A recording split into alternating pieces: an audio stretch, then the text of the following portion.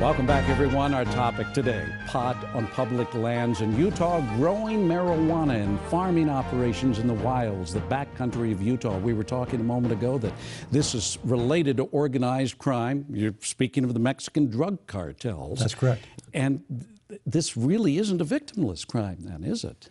When you look at the terrorism that's occurring down in Mexico, you know, they're decapitating people. They had over 30,000 murders since 2006, all drug related. If you combine the methamphetamine, the heroin, and the cocaine, all their net profits together, it doesn't yield a net profit of marijuana.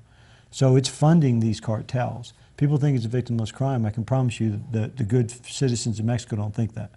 Is it one cartel that's operating in Utah or several?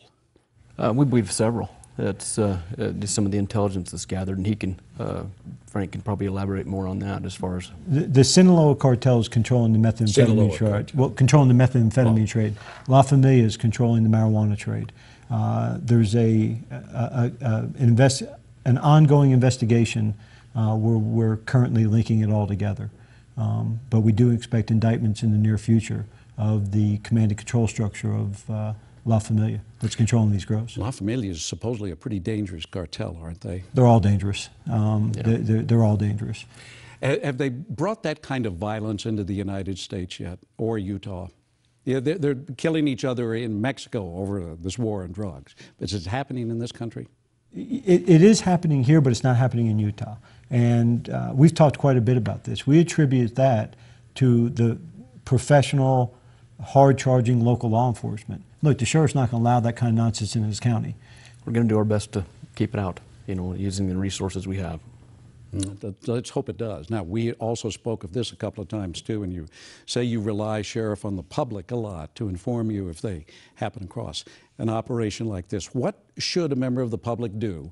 You're out hiking, and you think you might have stumbled into an illegal operation. What should they do? Well, the first thing you ought to do is just look at their surroundings. So are they seeing, you know, they're going to obviously see vegetation that doesn't look native to the area, and it's going to be, there's going to be, more than likely, they're going to see black water lines going to the plants. They're going to see a remote camp that's out of place. They're going to see people that may seem out of place in the backcountry. If they walk in and they see any of that, trash, that seems out of place, anything that would make them wonder, well, how's that going? You know, what's this? They need to just back away and come and report it as quick as they can, and give us directions into where it is so we can start looking to see. I guess a GPS would be a handy thing to have. It'd be great if they had that. If they don't, then we'll let them give us directions as best they can. And just because you're a hunter and you're armed, we don't want you taking these people on. There's always multitude of people, and you don't know where they are in that area. So you may be thinking you're holding one for law enforcement. There could be several, and they could be armed.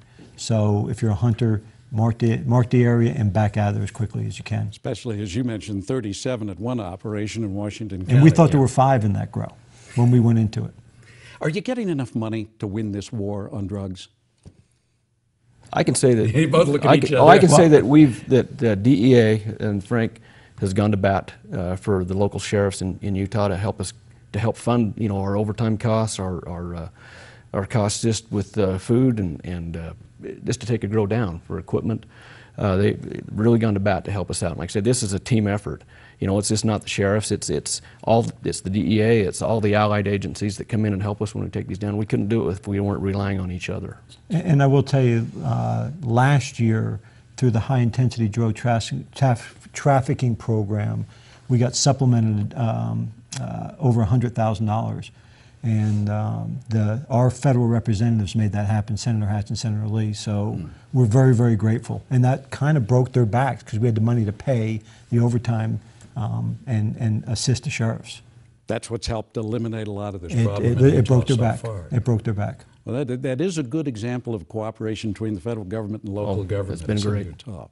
And it's got to be a tough war. We know that. And I wish you guys luck. I think you're doing honorable work, and let's hope that it's even more successful in the future. Oh, it will be. It will be. It will be, and we appreciate what the sheriffs do.